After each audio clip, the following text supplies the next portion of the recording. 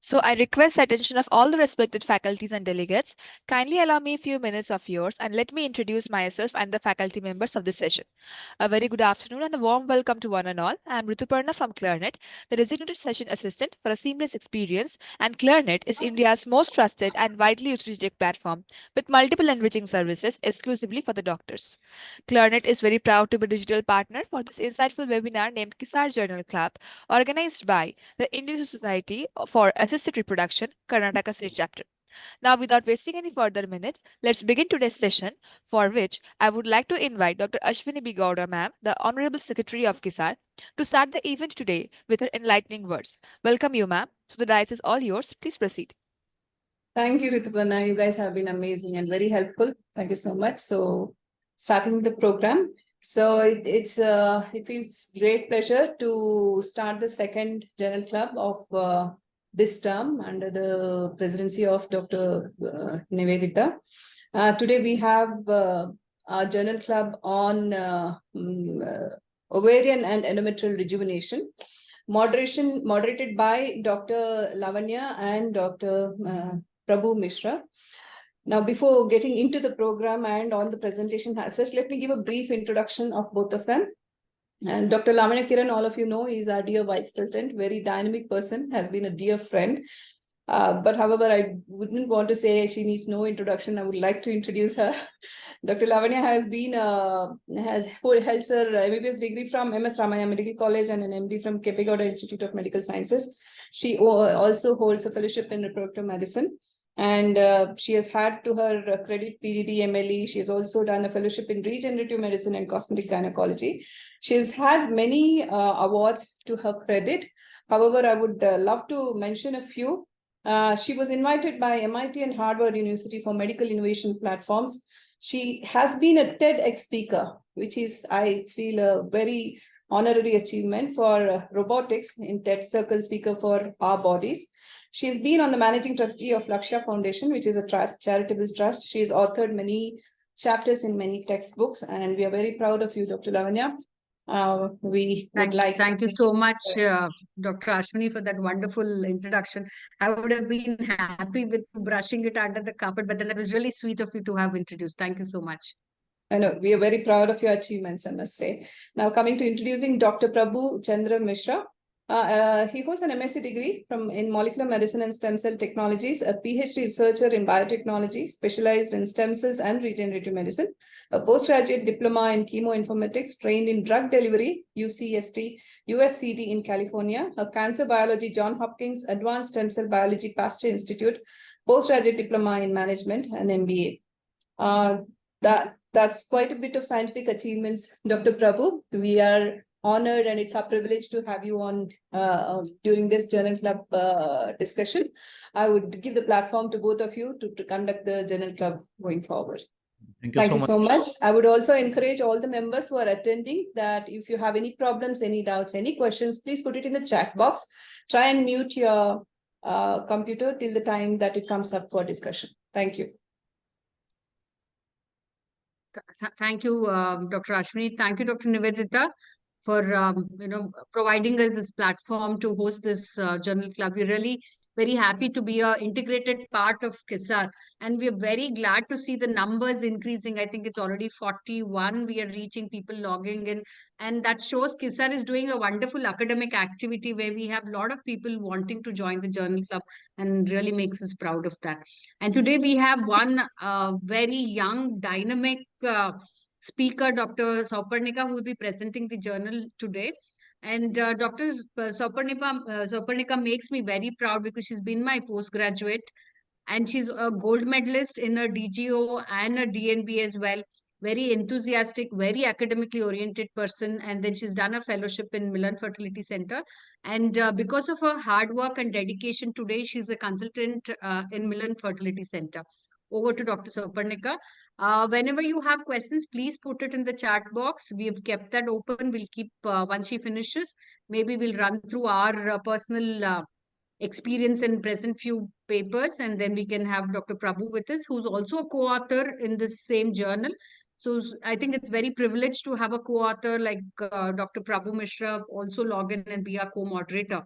I think that's a wonderful opportunity. Thank you, Dr. Prabhu, for making time for us. Thank you. Thank Over you to so Dr. much for Sauparnika. this opportunity. It's my pleasure and honor to be here. Thank you. Thank Thank you. you. Good afternoon all. Thank you ma'am for the wonderful introduction. Now I'll be starting the journal club for today. Can you see the slides? Yes, Dr. Sauparnika, we are able to see. I'm unable to move the slide. Ma'am, just click on the slide. Okay. Yes, now you try. Yes, ma'am, it's moving. So the topic for today is the role of autologous bone marrow derived stem cell and then the platelet rich plasma for the endometrial regeneration and repair and oocyte regeneration. This is taken from International Journal of Reproduction, Contraception and OBGYN, and it was published in Feb 2021. And the authors were Manjula Anaganin, Prabha Agarwal, and then Bolavaram, Vikas Reddy, and we know our co-moderator, Prabhu Chandra Mishra. Let's go on to the introduction. As we all know, human ovaries are born with a finite number of ova that determine the reproductive lifespan of a woman. These numbers are depleting entirely during the menopause. This was actually a food for thought for us all these days. But what does the current research tell? Current research has supported the knowledge that approximately 1,000 quiescent residual primordial follicles remain in the ovary even at menopause. This has led to many of us a question whether we can take out these oocytes to just give their own genetic child for the women with premature ovarian failure. So what is this premature ovarian failure? It is defined as hypergonadotropic ovarian insufficiency. That means the AMH will be at a lower level and the FSH will be at a higher level. It happens 1% of the women who are aged more than 40 years. And decreased ovarian reserve, who are typically referred to as poor responders in our language, they make up around 9 to 24% of the patients seeking infertility therapy.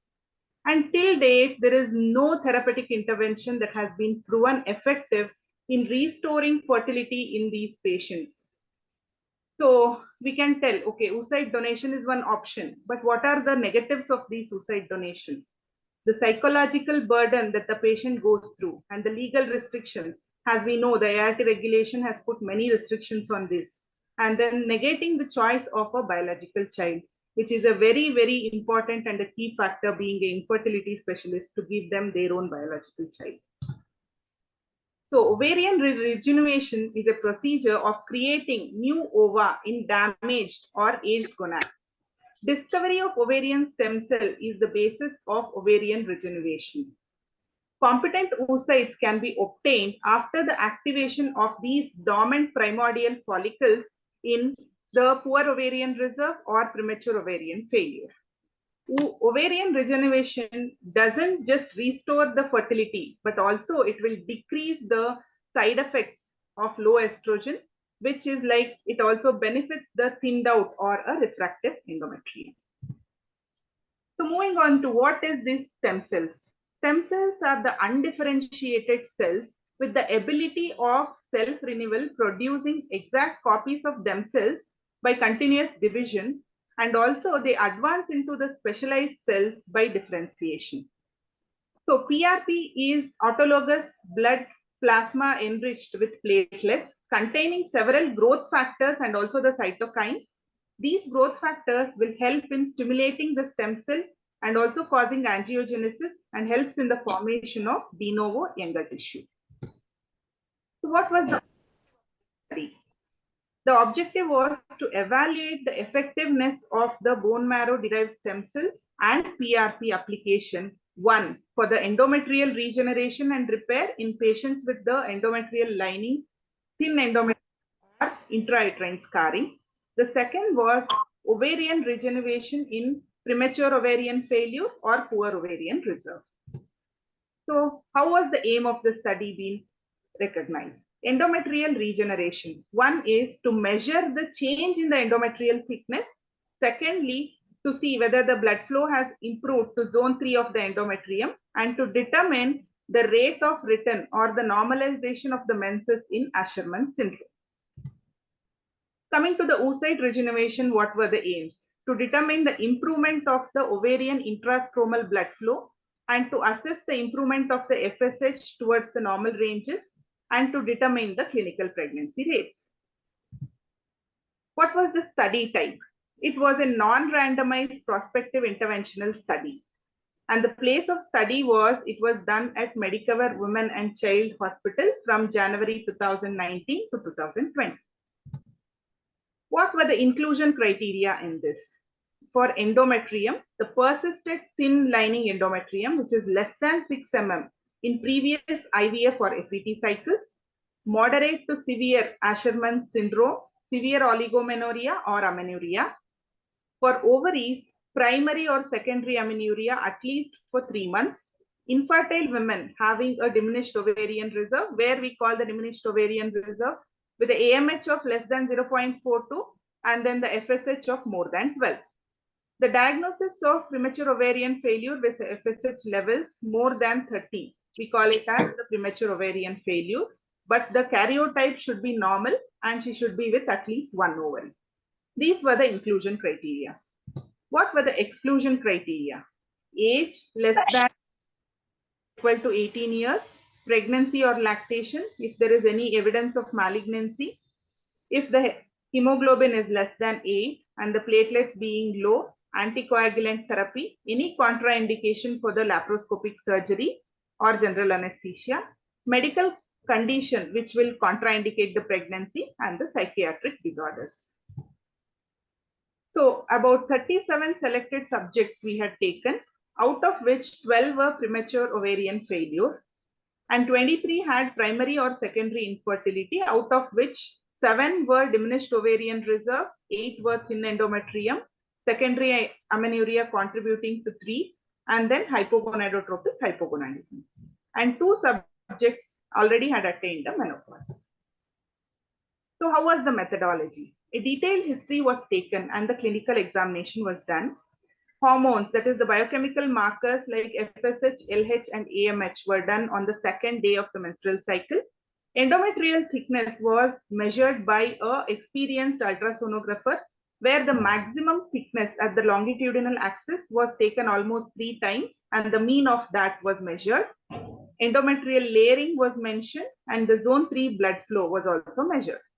Ovarian intrastromal blood flow with the ovarian volume were measured through the ultrasound. A proper informed consent was taken explaining the pros and cons of the procedure, especially telling that the bone marrow therapy is a voluntary procedure with a temporary and variable results. Was also explained to the patient, and then the pre-anesthesia fitness was taken and the results were analyzed with using Excel and SPSS software. So how was the preparation of this bone marrow derived stem cells? Under absolute aseptic precaution, under local anesthesia, orthopedician does the bone marrow aspiration from the posterior superior iliac spine. A 13 gauge Jamshidi needle was used to collect about in the syringe of 20 ml, which was pre-heparinized syringe. So 40 ml of bone marrow was aspirated, which was centrifuged, and the buffy coat, which mainly contains the mononuclear cell fraction, was collected from the interface. About 4 to 5 ml of this bone marrow derived stem cells were separated. A sterile bandage was applied at the site of the collection, that is in the posterior superior iliac spine. So what was the preparation of the PRP? About 20 to 40 ml of the venous blood was collected and it was centrifuged. 2 to 4 ml of the PRP was obtained and the activator, that is the PRP, 0.1 ml of calcium gluconate was mixed just before the administration. So administration into the ovaries. Considering the small size of the ovary, as we know in the premature ovarian failure and also in the diminished ovarian reserve, the size of the ovary is very small, which were not approachable through the transvaginal route. They were difficult to fix for the installation, we preferred the laparoscopic installation. Under general anesthesia, 3-port laparoscopy with a 5 mm telescope was done to see the uterus, tubes, ovaries and adhesions and to rule out any other diseases which were associated. Intra-ovarian installation of about 1 to 2 ml of autologous bone marrow derived stem cell and 1 ml of PRP was done in the cranial and also the caudal end of the ovary, directing towards the ovarian and also the infundibulopelvic ligament bilaterally. Administration into the endometrium. Histoscopy was done to see the uterine cavity, endometrium, adhesions and to rule out any other disease. 12 to 15 subendometrial holes were made. 1 ml each of the bone marrow derived stem cells and also the PRP was infused into the uterine cavity immediately with a IUI catheter. And the patient was monitored for next 6 hours and was discharged. Post-procedure, medications were given to improve the blood supply of the endometrium and the ovaries like sildenafil, DHEA, ecosprin, estradiol, dexamethasone, and vitamin E. How was the follow-up? The biochemical follow-up was the AMH, FSH, and LH were measured at monthly intervals in a women who do not menstruate and during the second cycle of the menstrual flow in those who are having the menstruation for next 3 months. Decreasing FSH and LH levels will provide an objective evidence that the ovarian regeneration is happening. Ultrasound measurements were done at 15 days and 30 days post-procedure to see the endometrial thickness, blood flow, and also the ovarian volume, also the intrastromal blood flow. Following the bone marrow stem cell protocol, infertile subjects were instructed to resume the unprotected intercourse as soon as possible and to continue it for next 12 months with monitoring of the pregnancy test until the clinical pregnancy is confirmed. So the results were as follows. In the study, they evaluated all the patients for different parameters associated with the ovary and the endometrium at 4 different endpoints. First one, we call it as T1 at the beginning of the study. T2 is at 2 weeks. T3 is at 1 month. T4 at 3 months. So the age, majority of the patients were in the age group between 30 to 40 years. And then the surgical procedure, the ovarian installation was done in about 5 subjects, endometrium only in about 8 subjects, and both endometrium and ovary in about 24 subjects. Endometrial thickness.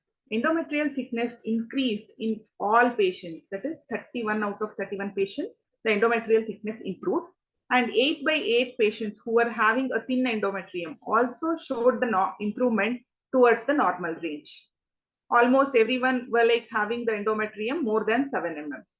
Comparison of the initial endometrial thickness to the endometrial thickness on day 15, the p-value was very much significant, which was 0.00, which indicates a significant improvement.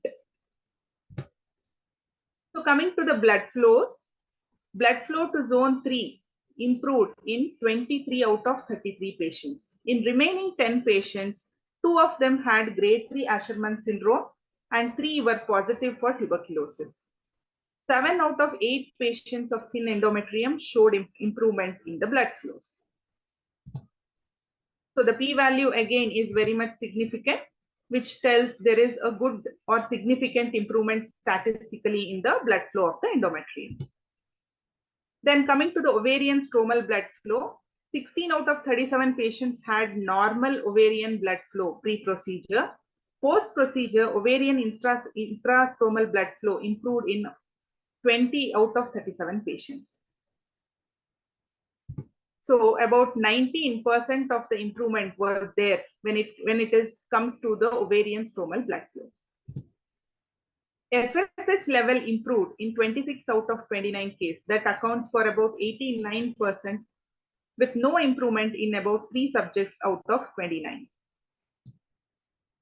So the mean FSH value, it dropped from 32 before the study to 10.7 after the procedure on day 30 when it is measured.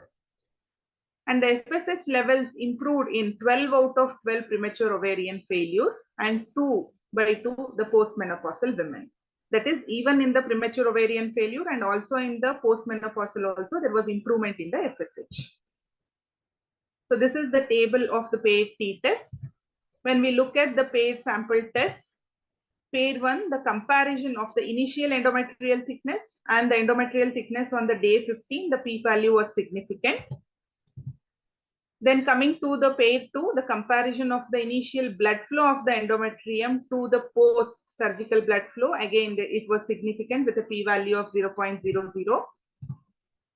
Then comparing the third one, the initial serum FSH level and the day 15 serum FSH level, the decrease in the FSH was also very much significant. It was the same on the day 30 when the FSH was measured. So on the pair 4, comparing the thin endometrium, almost everything, it resolved back to the normal size. So with a p-value significant of 0.00. Pair 15, comparing the FSH levels pre-procedure and post-procedure on day 30. Again, it was a significant decrease in the FSH level. So not much of increase in the AMH was observed, as it denotes the ovarian reserve and not the present functional status of the ovary. It is the author's opinion that ovarian reserve, which is predeterminant, doesn't change much, but the hormonal changes created by the ovarian regeneration shows its effect. That is shown by the decrease in the FSH levels. So coming to the fertility, as we know, the subjects were 37. The ongoing ovulation induction is 5. Pregnancies were achieved in 3, out of which 2 had a premature ovarian failure and 1 with secondary infertility. 1 pregnancy was through IVF, who delivered, and 2 others are ongoing pregnancies. So coming to the hormonal benefit, the postmenopausal women were 2, as we told in the consult chart, and the secondary amenorrhea were 3. Resumption of the menses were seen in 1 with secondary amenorrhea, but decrease in the postmenopausal symptoms were seen in both the menopausal ladies. So coming to the discussion, regenerative medicine involves delivering a specific types of cell and cell products to the diseased tissue or the organs to restore the function. Hence, this regenerative medicine is being used in many of the degenerative conditions. Similarly, why can't we use it in an infertility? The thought came. This can be done either by using a stem cell or by a PRP. So coming to what is a stem cell? If I look at the stem cells are undifferentiated cells, what we have to remember is, one is it has a self-renewal property and it can differentiate into specific function. So self-renewal property is it will replicate on itself and then it will differentiate into a specific function. So what are the types of stem cells? Depending upon from which side the stem cell is derived, there are many types of stem cells. One is the totipotent stem cell, which is derived from a zygote or embryo from day 1 to day 3. That means if at all a day 2 embryo where there are 4 cells, if I take out one cell, that one cell itself has the ability to develop into a single individual. That means it can differentiate into different cell forms also. What is this pluripotent stem cell? Pluripotent stem cell is each stem cell when they are taken from the cells of a blastocyst. If at all we see the blastocyst between 5 to 14 days, if the cell is derived, it can develop into any cell lineage. What are these cell lineages? There are 3 different cell lineages, that is endoderm, ectoderm, and mesoderm.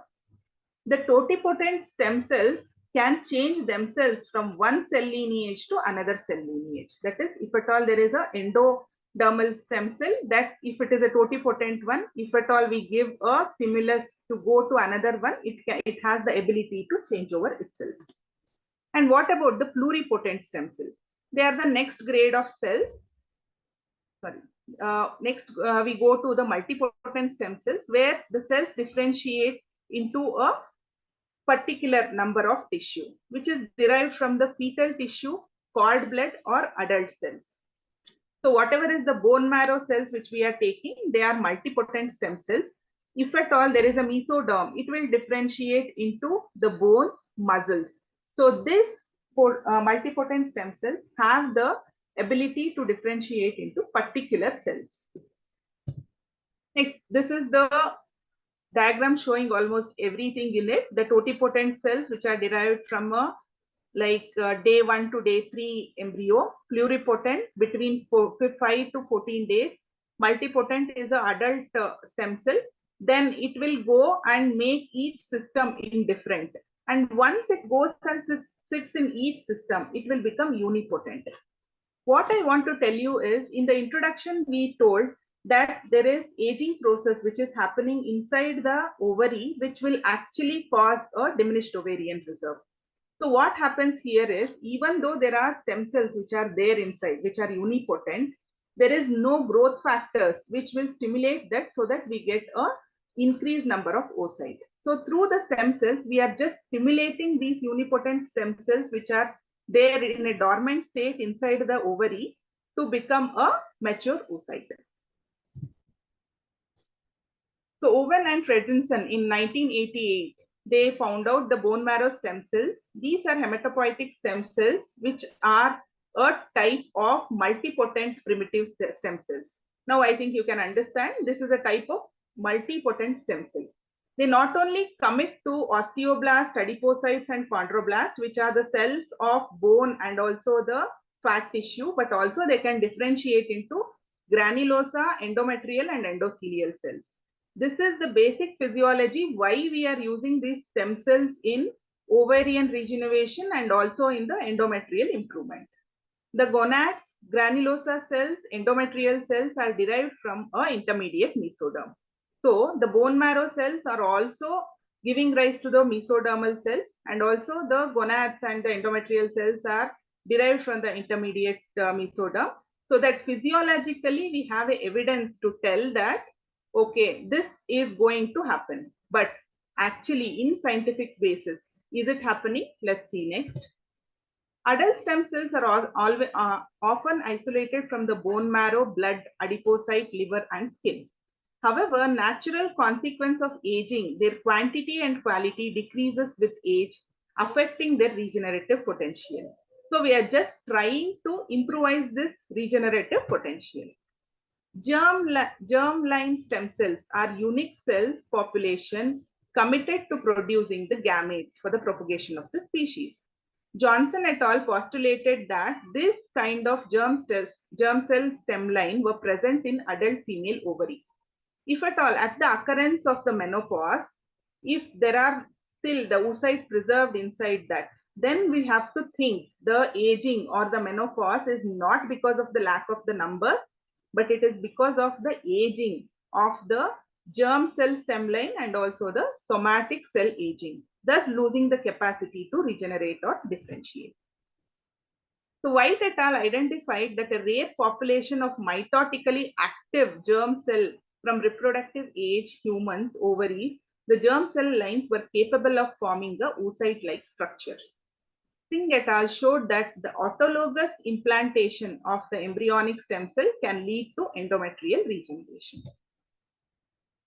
Recent research suggests that the diminished ovarian reserve is a result of aging of the nike rather than the defect in the germ cells.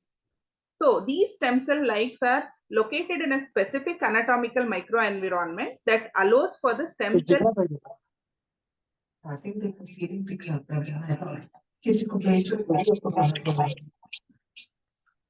Dr. Santosh, can you mute, please? Yes, ma'am. Stem cells have rapid proliferation ability, achieving 1,000 folds of expansion of cell number in 2 to 3 week period. There are several mechanisms which have been proposed to achieve this tissue regeneration. Few of them are as follows: promoting the angiogenesis, differentiation into functional cells, anti-inflammation, immunomodulation, anti-apoptosis, anti-fibrosis, and a paracrine mechanism too. Also, the molecular autocrine and paracrine mechanism that control the primordial follicle activation remain unknown. It is believed that the local environment plays a fundamental role. So if at all we improvise those local environment, definitely there will be a increased recruitment of the follicle. The effects are dependent on the ability of the adult stem cell to produce variety of cytokines and chemokines and many growth factors, the follicular growth factor 2, which is expressed in early human follicles, which will help in the estrogen secretion, and that determines the functionality of the oocyte. Effect of stem cell on the endometrium. The stem cell induces endometrial proliferation by engrafting around the endometrial vessels, which are traumatized, secreting specific growth factors such as thrombospondin and insulin-like growth factor, which will also improvise the endometrial receptivity. As we know, this comes in the receptivity pattern also. It also promotes the angiogenesis and tissue repair, and it inhibits the fibrosis. So in humans, the implantation of these stem cells to treat the endometrial injury restored menstruation in 5 out of 6 cases. Additionally, bone marrow stromal cells restored the functional endometrium in Asherman syndrome also, and also it improved the reproductive outcomes. This was tried in a chemotherapy-induced ovarian failure also, but it was mostly tried in animal models. There were several studies, out of which Abdullah et al. Used bone marrow stromal cells from male rabbits to treat the cyclophosphamide-induced ovarian failure and discovered that the ovarian functional reserve and number of the follicles were improved. And then others showed that the bone marrow stromal cells were able to restore the ovaries damaged by the chemotherapy in mice, but furthermore, the animals regained their fertility later. So another one from Japan, who was Kawamura, in 2013, he tried in vitro activation of the ovarian tissue autografting. What he did was, there is a new way of approach to treat the infertility in premature ovarian failure. The fragments of the ovaries were taken out, and in vitro treatment of the ovarian fragments were done by AKT stimulators and autografting it back. They successfully promoted the follicular growth and retrieved the mature oocytes and performed the in vitro fertilization, from which a healthy baby was delivered. So here we know that there is a positive result, but only thing is the numbers are missing. So Edisi et al. In 2014 evaluated the therapeutic potential of stem cells transplantation in 10 patients, out of which the resumption of the menstruation in 1 after 3 months and 2 cases showed focal secretory changes, telling that the ovulation had happened.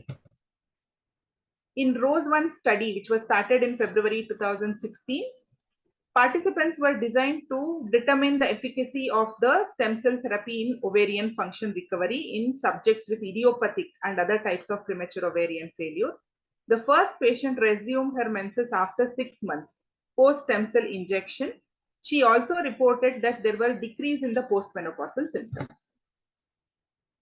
And Herazi et al. Introduced the beneficial effect of autologous stem cell ovarian transplant. The outcome for 15 women who were poor responders. Using this approach, 5 pregnancies were achieved and 3 healthy babies were born. Ovarian function improved in almost 81% of the women, and the pregnancy rate was 33%. The positive AFC response in women who are poor responders were detected mainly during the first 4 weeks after the therapy. I want you to correlate. We told that the stem cell can, like, they will multiply in next 2 to 4 weeks. That will come up to the same numbers. That the secondary follicles at the time of the treatment were likely to be beneficial with this stem cell transplant. Rapid growth of secondary follicles to produce pre-ovulatory follicles in few weeks has been reported by, again, the Kawamura et al. In premature ovarian insufficiency. So according to these results, the stem cells seem to have an ability to revive prematurely failed ovaries, both in a hormonal way and also in the follicular development abilities. So what are the evidences of the PRP? PRP is an autologous concentrate of the human platelets to supraphysiological level.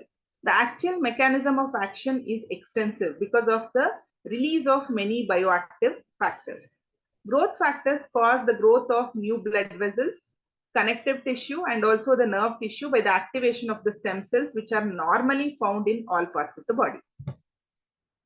So coming to the history, in 1970, the PRP was first developed and it was used in Italy in 1987 for an open heart surgery.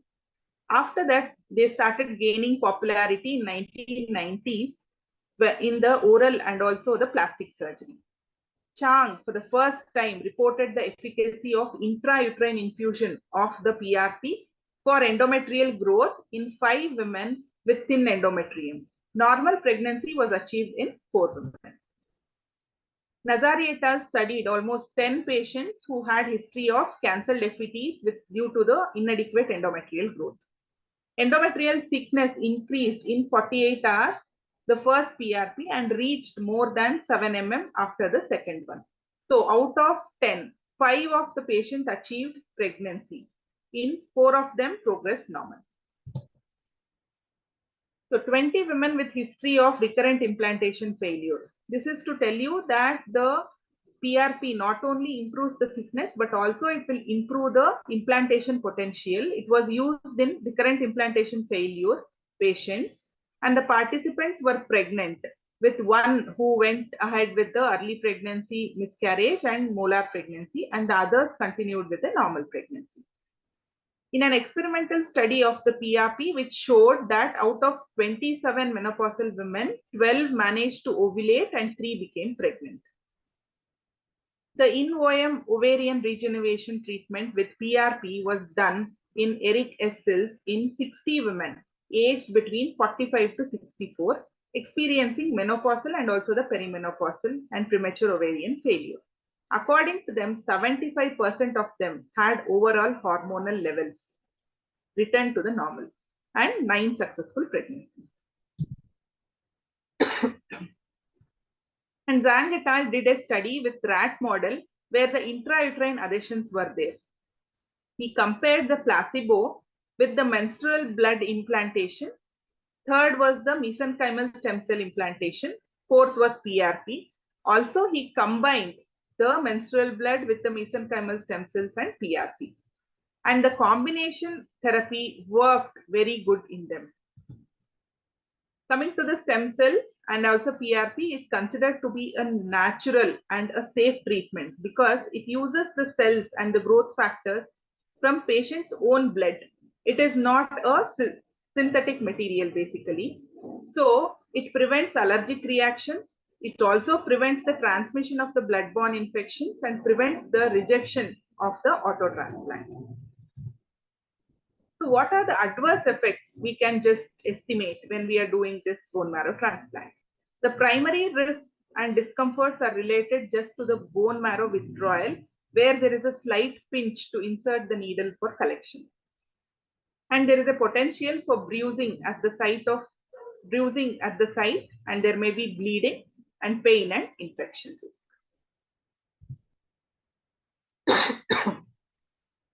While the clinical evidence is still in its preliminary stage, the ovarian bone marrow stem cells and the PRP application is a very new practice.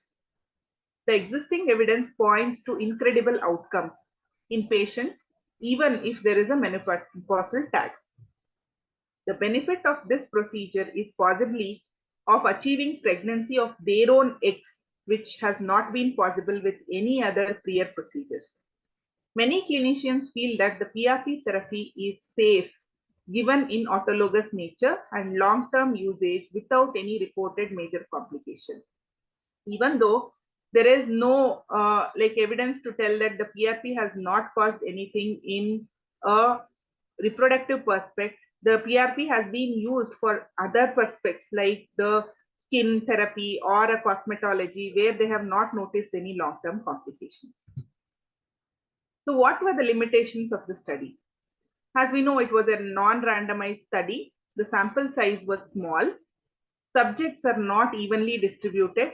The addition of the adjuvants might act as a bias while determining the endpoints.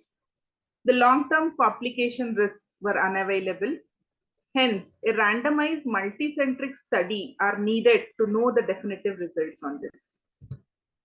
Coming to the conclusion, Stem cell, due to its unique property, is used in many degenerative illnesses. The same technique is replicated in premature ovarian failure or poor oocyte quality. It also helps in endometrial degeneration and damaged menopausal symptoms having patients. Although the field of stem cell biology has grown, but considerable confusion with limited understanding of the stem cell biology and their differentiation mechanism exists. Although the ovary has a target for the stem cell therapy is relatively new, it has shown favorable benefits. You have also gone through many studies where they have actually shown a favorable benefit when applied to other organs, which assures its safety and validity. So these stem cell transplantation would prove a new paradigm in the treatment of convenience of the sample collection, plentiful resources, and avoidance of the ethical and the legal barriers for the same.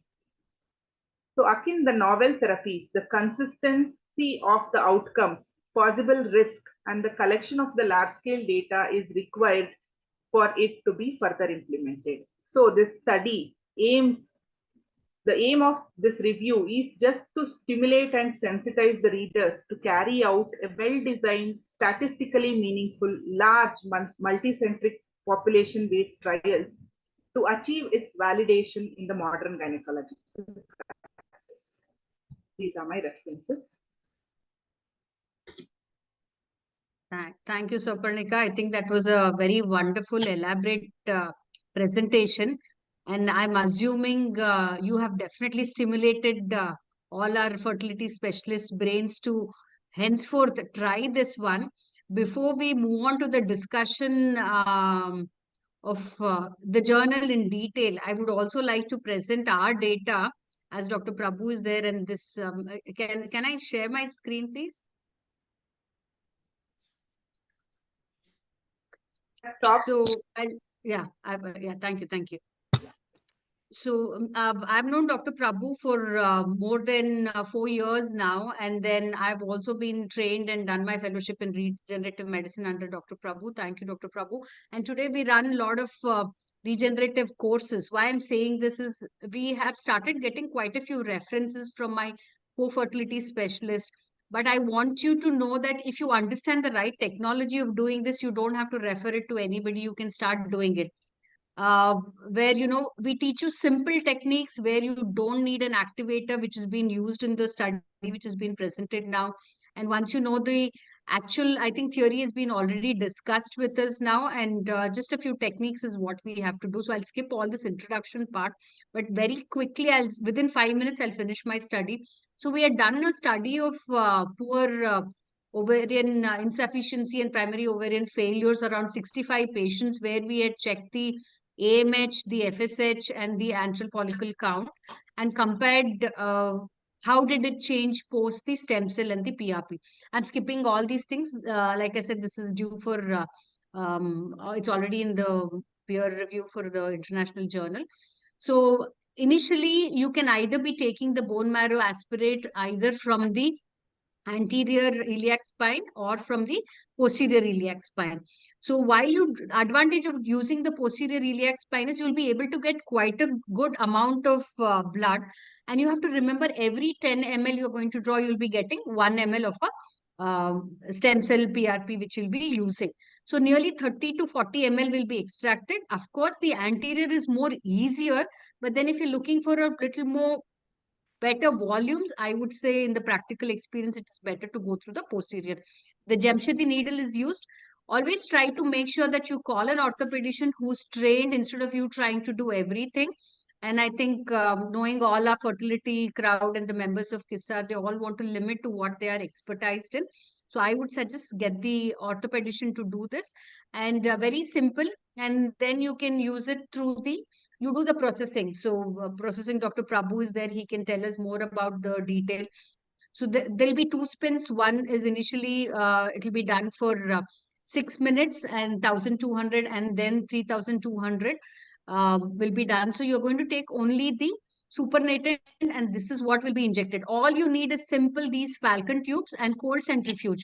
Because why I was discouraging the use of activator in the journal which has been presented, the room temperature changes. Whenever you're using a cold centrifuge, your temperature is like 20 degrees. So when you bring it back to the room temperature, that is when you're getting it out of the centrifuge, that itself is a stimulation for the activators, and we don't need any activators. And I know quite a few of my fertility friends have started doing this. So please remember, you don't have to spend 50,000-60,000, or you don't have to spend 25,000. I know there are a lot of kits which is available where they're selling it for 15,000, 20,000, saying we have calcium gluconate, we have this activator, we have that. We don't need any activator.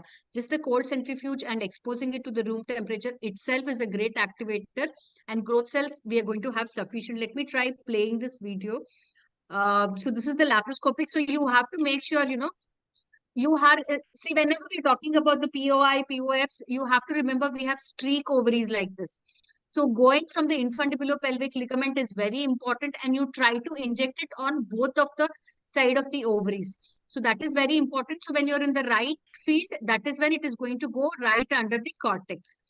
And so even as per our results, we have seen, but be assured that there may not be much of a change in the AMH value, which will be seen. But then we have seen quite of them resume their menses where they've not been having menstruation at all. FSH, yes, definitely, it drops down quite a lot. And we have seen in this journal also, the FSH has become dropped quite a lot. The antral follicle counts improves, and pregnancy rates are better. These are some of the charts where we are seeing that the embryo qualities are better. The number of oocytes which have been retrieved. So these are the patients which has been compared with my own procedures. It's not like somebody else did an IVF before somebody else. I mean, I'm doing it later. So it is me and my own patients where we've done a first IVF and the failed. The quality of the oocytes were much lesser. The M2s which we achieved were lesser. The number of fertilized embryos were much lesser. But post stem cell, when we have seen and we've done the second IVF, we could see that the number of oocytes were better, M2s were better, and we had better fertilized embryos as well. These are again the pictures of the patients who conceived as well. And we can see that the AMH may not have been much different, but then quite a few patients, we did see improvement in the AMH as well. So these are the statistical differences where we are seeing that the number of pregnancies were also around 13%. So in 65 patients, when we say 13%, you need to understand it is a good number, though the volume may not look good, because these were the candidates who would have gone for a oocyte donor. So we know now, going for a oocyte donor is so much of a problem with our ART regulations, convincing the patient. So I think this would be a very good standby to offer patients where we can help them, and definitely everybody would be happy to have their own progeny. So these are the results that we had. Like I said, we've had almost very good 13% of pregnancies, and we've had 2 natural pregnancies, 2 IUIs, and the rest of them were all through IVFs. And with the same inspiration, me and Dr. Manjunath also did another study. These are the embryo pictures that we saw. The quality of the embryos were better. The P values have been better. And with this, me and Manju decided we will try it out, thin endometrium. So even in thin endometrium, we saw that the endometrial thickness was much better. So the stem cell was all good. Here in the journal that we discussed, they have told that they were making 12 to 13 holes and then doing the installation. It was not injection, it was installation. So I've met Dr. Manjula Angani personally, and I've asked her, do you think it is a right way to do? So she says, because of the contractility of the muscles, when you install it into the intrauterine, that is like the IUI procedure where you're putting it inside the uterus, it will anyway get absorbed. But then I was still not convinced with her explanation. Anyway, if we are making holes, why not inject it into the subendometrial, and that is what will be the best. So we came back and we did this. Let me see if my videos can be Should played. be always subdermal, not Yeah. like. So subendometrial is always better. So I spoke to Dr. Prabhu also. So we were not convinced with being installed intrauterine. So doing it subendometrium is the best way. So you can see the pictures here and you don't have to make 15, 20 holes. You have to just make 4, one in the anterior, one in the posterior wall, and then on the lateral side, I think is more than enough. And on the pictures, you can also see it welling up nicely when you put your the processed this thing. I hope you're able to see the video. And Yeah, I think it is nicely seen here.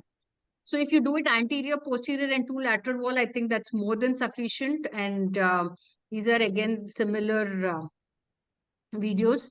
And this is why we've also conducted quite a few live workshops as well for the same. And people who are really interested, I think, can register for these classes as well. And even these are again the international journal publications which is due. So we are seeing that the p values have been better. The endometrium thickness from 4.5 has increased to 7.2. Ashermans have been treated, so blood flow is much better. We can see even when we do the blood flow here, it has reached up to almost zone 3. So 63% we have seen better in the blood flow. So all these things, we've had good pregnancy rates. Even here, we've had almost 18% in thin endometrium, and I think that is really good for all of us. We've had ongoing pregnancies, which has been around 68.75 and 75% clinical pregnancy rates. Implantation rates increased to 57%. And discussion, I think we've had enough.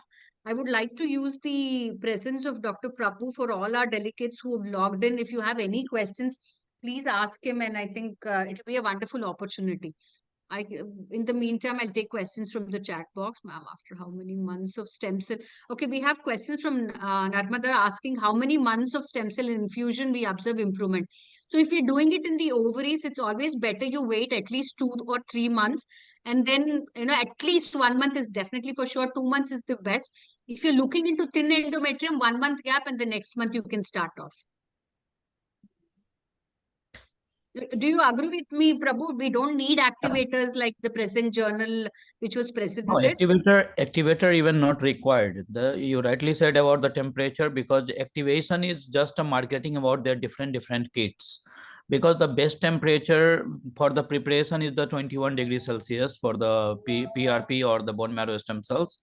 So once you are doing the preparations, like first RPM you do 1800 for 12 minutes. If you are doing the manual preparation, use heparin as an anticoagulant. Never go for the EDTA or the ACD or sodium citrate. Heparin 5000 international unit, 1:10 ratio. Centrifuged, first step 1800 RPM for 12 minutes. Then take entire plasma and upper layer of RBC. Recentrifuge in an empty tube for 3200 for 6 minutes. And after that, keep into the refrigerator, that is the 2 to 6 degrees Celsius for 6 minutes. And meanwhile, you will do for your prepare for your lap or the histo, whatever is the procedure, and then go for the injections. But when you have prepared the stem cells or the PRP, you should use within 20 minutes. After that, why people are activating it, because you are reducing the time of the exogenous release of the growth factors. So ultimately, it should be used within 20 minutes when you prepare. And I think that also brings us to the point that 20 minutes is very important because you're sending it out. I know whoever has been using the outsourced people to process the whole thing, it is going into a different place. Coming back to your place is going to take more than 1 hour, and the whole procedure is wasted. So please be assured that all of you can learn this simple technique and start doing it in your own centers, and you don't need any specialized labs to do the same thing. We have Arshi, I see that your hands are up. Just give me a minute. We have Dr. Gayatri asking what is the ML, and I think we have Deepti also asking almost the same thing into subendometrial. If you're using it into the ovaries, it is also important to see what is the volume of your ovary. So sometimes when the video I showed you, it is a very streak ovary that we saw. So you will not need more than an ml. But if it's a little more better, and we can see that sometimes the FSH is very low, the AMH is not too bad around 1, and then you're trying to inject, then maybe 1 or 2 ml, because you need to inject on either side of the ovary is important. And if you're totally, you will need for both the ovaries anywhere between 2 and 4 ml is best to keep it. Same goes, Dr. Deepti, even for the endometrial lining as well. When you're talking about thin, please remember you can go almost up to 1 ml on each prick. So you will need anywhere again around 4 ml is what is required. Dr. Harshi, please ask us if you have any doubts. Yeah, hi Lavanya. My question is, while installation in subendometrial cavity piercing, we need to reduce the pressure of the uterus, means the water which we are injecting, we need to reduce that, because simultaneously when the pressure is raised and we are injecting, it is very tough, and most of the PRP will not go into the, it will be coming back. because of that pressure. So is it advisable to reduce the cavity pressure while instillating? No, not required. What you can do is, of course, you don't have, the flow doesn't have to be continued. The only thing is, the trick is you'll have to use it at an angle. So when you use it at an angle and when you go subendometrial, all you have to do is put it 1 ml. I would suggest stay there. Stay there for a minute. Don't withdraw your, see the subendometrial, whatever we're using, it's our same oocyte pickup needles that we're using. So, Yeah. you know, they're thin. So stay there for a minute and then you withdraw, you will not see that leaking out. But if you remove it immediately, you will be seeing, keep the pressure, because once the pressure reduces after injecting, Lavanya, you will I see read it back flow. somewhere. That's why I'm curious about asking. There it was written you have to reduce the pressure, intracavity pressure, and then inject it. No, So you So can I fill with would, the dead space, like the OPU needle you are using, or the best we are using is the the periurethral Botox needle come with the cystoscope. So that needle or either OPU, if you are using this, fill the dead space, like pre-filled, like their dead space is 1.6 milliliter. So always right. fill the dead space and then use the angle of 45-degree angle, and then go there, and once you are injecting at one site, stay for around 10 to 20 seconds. okay. Some I have it. I have to add a few comments. Okay.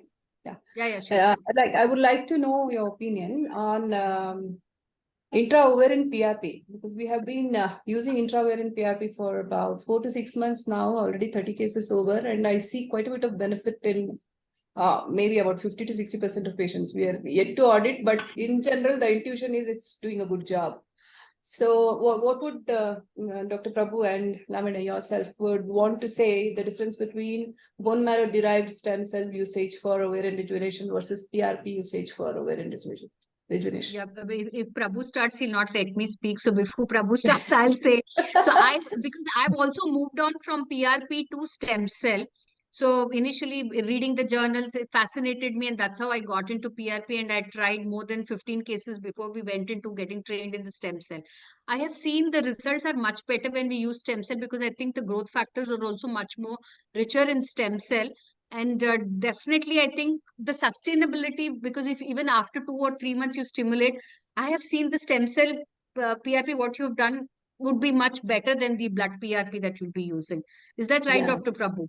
Because now there's a systematic review which is published saying that PRP is good for, I mean, to start off, if anybody is planning to start off also, Yes. because bone marrow derived stem cell requires a little bit of technique, like it Yes, is it needs a more little bit invasive. of technique. Yeah. Yes. Little More more invasive, and invasive. of course an orthopedician coming and helping us, all these things. Yes, definitely. But if you are far away from trying to do this, PRP is something definitely better, but have better, longer lasting results. But I think there are no journals, if I'm right, which will tell us for how long would the stem cell last. But then I know for sure the stem cells would last a little more longer than the PRP. Dr. Prabhu, are you around? Dr. Prabhu, yeah. There is two studies. One is Fakianodis and one is the Melo. These two studies, we were collaborator there. We compared the PRP and the bone marrow in that, and the Rose from the Spain. So one thing is very nutshell. If you are using the PRP, you are for the menopausal symptoms management, perimenopausal, menopausal cases. Your goal is not a fertility there, either the primary or the secondary. In that case, PRP works very nice. Most of the cases you will see the changes into the FSH. 70, 90 come down to 30, 40, 20. Again, it's not good for the IVF, right? You need less than 10.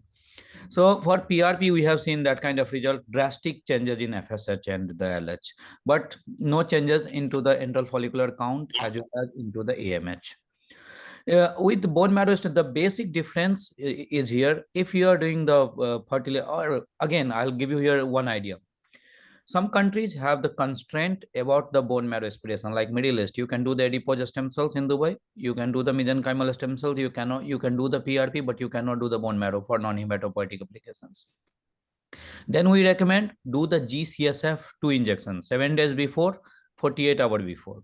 What subcutaneous? What GCSF does, granulocyte colony stimulating factors, it increases the blast cell count into the circulation. It mobilizes the bone marrow.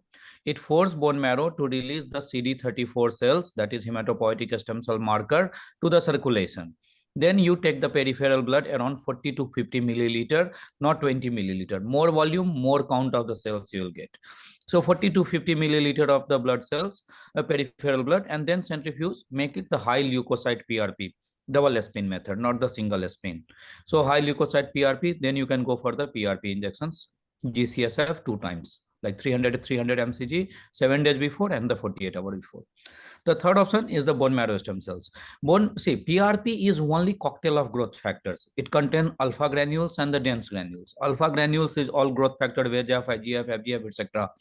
Dense granules is fibronectin, vitronectin, serotonin inhibitors, etc. So PRP is just an accelerator. It's just promotes the healing cascade. But if you'll see the self-renewing property, PRP don't regenerate the cells. It's only induces, it's like a catalyst, okay? But really stem cells, if you need the conversion, if you need the regeneration of the cells, differentiation of the cells, that's why in that case, wherever the atrophic changes is there, you directly need the stem cells. So that's I why totally agree with you, sir. What you said, like, I haven't tried in menopause, neither have I tried in premature ovarian failure. PRP haven't tried. It's only like, when borderline, a person who has responded with only 2 or 3 oocytes, in them, when I use PRP, they'll end up forming about 10 or 11 in the next stimulation. I have seen this happening and multiple cases of such. As you said, possibly atrophy, it has no role. And I haven't tried the GCSF. Possibly that's an excellent point that you mentioned just now. Sure. We'll consider doing that. I'm sorry to interrupt. You can continue. Dr. Prabhu is very generous in giving out the tips and tricks. And- The and GCSF, I whenever- learned it the very hard way of staying in Delhi for a very long time. Doing 1.5 year fellowship, we got those tips. But then I think it's very generous of him that he always tells how to prepare, what are the smaller points that you need to concentrate on having a better thing. And it's nice that on his basic knowledge, because he's done a PhD in molecular biology. So I think the in-depth knowledge that he knows about the cells, I think is very important that helps all these things. So I'll also tell, whenever you are injecting GCSF, always inject the vitamin D 600,000 international unit, because vitamin D see, in that case, like especially one protocol we are doing for endometriosis, intraperitoneal injections of the this mesenchymal stem cells. So we studied one thing, like vitamin D is the best immunomodulator. You don't need here immune inhibitors. You need Th1 down regulators. That is the IL-2 you need to down regulate, IL-10 you need to increase. So whenever you are doing, mandatorily inject the vitamin D. Vitamin D will regulate your all inflammatory markers. So it will help in the better regenerations. yeah. So we also have a question, Dr. Gayatri is asking that can we do a PRP and ultrasound guided in OPD? So I'm assuming that she's asking, can we just install the PRP? But then I would say this is short-lived and it is not going to be much useful. Maybe momentarily a blood supply can increase just because of the stimulation of the growth factors. But then on a long run, I don't think it is going to make any difference and it's of no use, I would say. Definitely. Because Dr. Saparnika, you had some questions, right? So sorry. Like in the pooling cycles, if at all we are planning for a poor ovarian reserve, in those cases, when we are doing the pickup, that will be an opportunity for us. The ovaries will be of little bigger size. Is it like physiologically like right to inject the PRP at that time? Because as we know, there is a multiple wave theory. Anyways, the oocyte will be recruited, or is it a contraindication to do so when we are doing the pickup? No, definitely not. See, if you definitely not. But I think it is good that you can do it at the same time. But then, if you do it much well in advance, when you already know your AMH is much lesser, I think even in the first shot, you are going to get a better good quality. So you don't need the pooling at all. But yes, if that is the protocol that you're following, definitely can be used to have a better this thing. So you were also mentioning about other reference. So, you were talking about Komura's Japan study. So I met him as well. So they talk about, taking a part of the ovarian tissue and they make it in small, mince it up into small pieces and then activate and put that also under the cortex. So similarly, I think Dr. Prabhu is already doing a lot of exosome studies and all these things. So I think they're all something in the future to look forward for. But they all sound a very nice, interesting study where I've seen him present and I've met him personally. So yeah, they're all good studies to look forward for. Because AKT inhibitors, the challenge with the AKT inhibitors, because it's not only suppresses, it has many other side effects as well. And then because AKT inhibitor, it's not only, control the signaling pathways, it changes entire apoptotic markers. So it's very difficult to get the approval basically for that Yeah. protocol. So that brings me to the point for the benefit of the people who've logged in, Dr. Prabhu. Does all these things need a government approval? Do we need a certification? And how does it go while we have to start doing these things? See, as per the current regulatory framework, it says autologous, that is the patient is itself a source. Minimal manipulation, that is you cannot culture, you cannot add any enzyme or chemical to modify the cells. Same sitting surgery, that is the patient is in the OR only. You cannot transport the cells from one facility to other facility. And the homologous use is in between of doctor and their respective patient through informed consent. They have given a particular format of the informed consent. Then another thing they have added, the practitioners, they should have the 1 year of training in regenerative medicine. Apart from that, they should have the 30 patients case log books and 25 CME hours per year. If they are not having that, they are not eligible to practice. This is the Got current that. framework. Thank you. on that. This Yes, is by thank you which so much. law, Dr. Prabhu? Is it the ART law which is saying this or It's something? no, it's from the DCGI. DCGI have given this autologous. Drug Control General of India have given the stem cell as a part of the drug. If you can like minimally manipulated is not a part of their purview. Apart from that, whatever the more than minimal manipulations is the fallen as a drug, and you need to go for the clinical trials. With manipulation or without manipulation also? Even when you are Only concentrating minimal such manipulation, only minimal in manipulation the, is between of doctor and patients, respective all are the part of the drug. even PRP is considered for the same? The PRP is also like a minimally manipulated. PRP is not under purview of the drug. PRP, see what you can do, PRP you can do, bone marrow aspirated concentrate if you are not culturing, not isolating a pure population, you can do. Fat graft like macro, micro, nano, SVF without enzyme, without collagenase. This is in between of doctor and patients because in plastic surgery, it's a bread and butter. Amniotic membrane you can do because it's a waste material.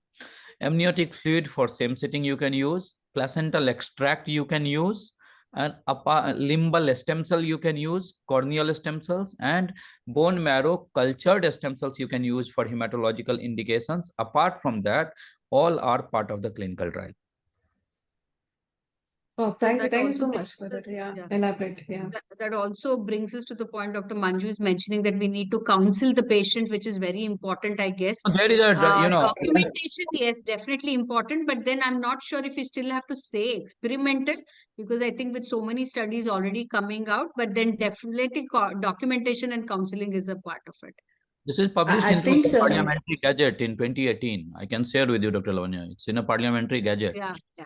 Yes. Yes, please share that. I can share it in the group as well. Sure, And we also have Arunima asking, our experience of which is the lowest image. Arunima, so far I've had is 0.4 and she's conceived because she got one oocyte. Luckily, one good embryo and then she conceived. So the least I've had is 0.4. And it's always important you correlate it with your FSH is always I look into it. If your FSH is somewhere around 8, 9 and your AMH is somewhere 0.5, we know AMH, whatever said and done, it's not something very reliable or, still we're dilly-dallying about the whole thing. If your FSH is very high and AMH is very low, I will say this may not work at all. So I think correlating with the FSH is most important to counsel a patient, which will help us have better results.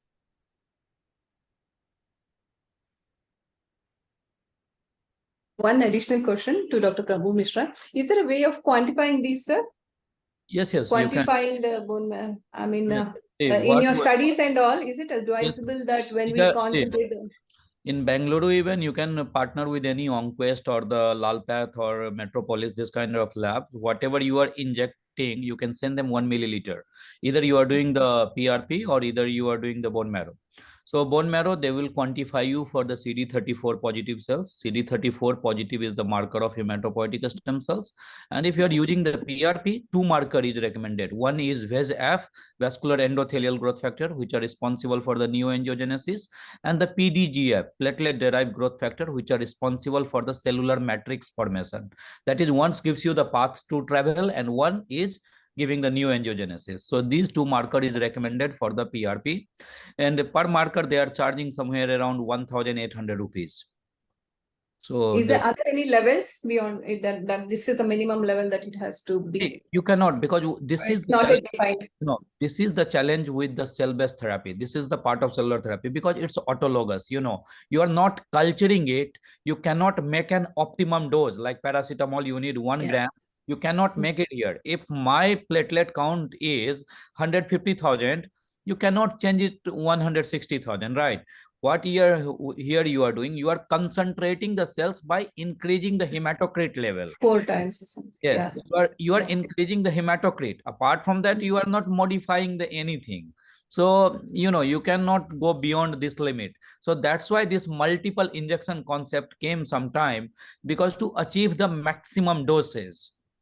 So sometime why people ask, okay, you might require the 2 injections, because sometime someone bone marrow have given you, if they are prolonged, have many other autoimmune conditions associated with that, their bone marrow is already compromised. So in that case, their hematopoietic stem cells, you will get a very less stem cell count. I think that's a major limitation to have a proper outcome, or That's why whenever we prepare this kind of patients, we give them nutraceutical IV therapy. For first month, we prepare them like a priming for the stem cells, and second month we plan for the stem cells. Thank you. So we also have Dr. Ashwini asking, any precautions do we take? So with GCSF, it's very important that we remember you give only 1 shot of 300 microgram, and make sure you don't give 2 doses. 300 is what is recommended, and not more than that. Okay, so I think that's the only thing that whenever you are giving GCSF, write in a bold letter in their prescription, like don't travel too much, etc. Because here you are down. If you'll see the GCSF when you are injecting pre-lymphocyte and the post, it increases your lymphocyte 3x, 4x. So sometimes you'll get frightened, or you are inducing the sepsis. No, ultimately here it increases the lymphocytes drastically, like 4x, 5x. So that's why whenever you are injecting GCSF, write them like avoid all kind of mixing with the people and carrying any infection and traveling, etc. Because you are down regulating the immune system that time. They are more prone to. Yeah, true. Kavya, GCSF you give 24 hours before, and 7 days before is the best ideal time. And PRP is, the processing is not going to change because you're going to use a GCSF. Okay, so the routine protocol will be followed. Of course, whatever was presented, what we spoke about is what we're using with Dr. Prabhu. And of course, there are a lot of people who use different protocols. Because of GCSF, there's no change in the protocol that you'll be doing. Yes. Sir, I also noticed that there were 2 cases of hypogonadotropic hypogonadism in the case that was studied. Is that correct, Dr. Sopanika?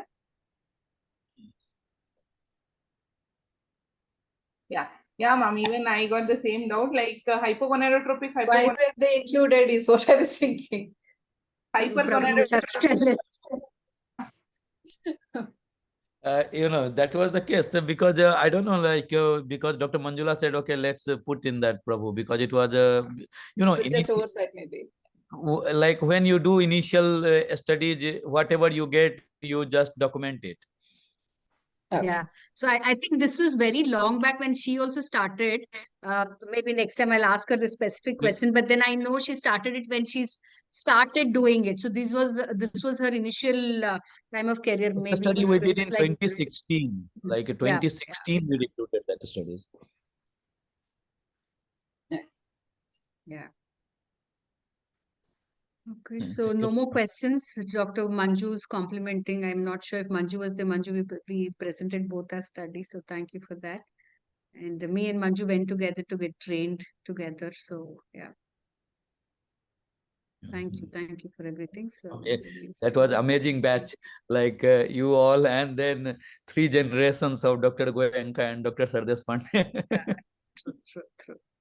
We Thank had you, Dr. Prabhu. like a grandfather, father, and the son. 3 generations from the 2 part, one from the Assam and one from the Maharashtra. Dr. Prabhu, So, I think Deepa, I think that will be the last question. So Take on peripheral blood somebody derived wanted to know peripheral blood derived monocyte therapy. It's called mononuclear. Mononuclear cells you get from the peripheral blood by apheresis. Apheresis is FDA approved device. It's in all blood bank or whomsoever is doing the transfusion medicine. So mononuclear cells, how you derive? You need to use the apheresis as a tool. It's a device from Haemonetics and many other company. So what you do in that case, apheresis, it comes with the 2 port. One port you put inside and take the RBC, it filters the plasma. Then another ports, RBC sending back to that patients, and then that plasma, you concentrate it. And that's a cocktail of mononuclear cells, which are pure population of hematopoietic stem cells. That you can do for the ovary even, because it's a pure population and better than the PRP. But here again, you need to mobilize the bone marrow, because if you are doing the mononuclear cells, for the better collection of the cells, again the same dose of the GCSF you require, as well as this device will cost you somewhere around 25 lakhs rupees and 25 to 30 lakhs rupees from the Haemonetics. And their kit comes around it's around 18,000 rupees they gives us. Around MRP is there 35,000 is the kit. So then you can see as per the budget for your patients. But this is possible, and this is the definitely the pure population of hematopoietic stem cells. Dr. Prabhu, we have a lot of compliments pouring in. Yes, it's my pleasure. Thank you. Yes, Dr. Deepa, yes, it is subcute, which is to be given the GCSF.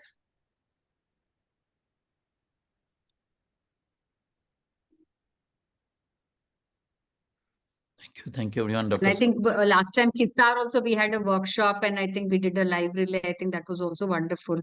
So yeah. Soumya Dinesh is also here from Mysore. He also came Yes, to. yeah. Nice to see you, Dr. Soumya. All right. Should we call it a day, Dr. Ashwini? yeah, yes, Lavanya. Thank you. Thank you so much. Thank you so much. Dr. Prabhu, for making time. Thank you, Saparnika. That was wonderful.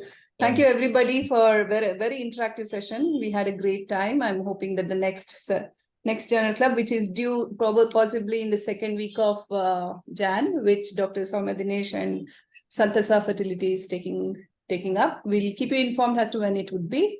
It was wonderful. And yes, the investiture ceremony with the installation of the new team is scheduled on the 28th of Jan. We would love to see all of you, meet all of you. It would be the first in-person offline meeting. I encourage all of you to please be present. It would be very nice meeting you all. And thank you, ClearNet. Rituparna, you can take over. Thank you so much. Thank you very much, ma'am, for sharing such valuable insights. It was a wonderful interactive session. I hope you had a seamless experience and looking forward to host you again very soon. Till then, stay safe and healthy. Thank you, ma'am. Goodbye. Thank you. Goodbye. Thank you so much. Thank you. Bye-bye. So with all your permission, dear doctors, we are signing off for today. Thank you. Yes. Thank you, Ritu. Thank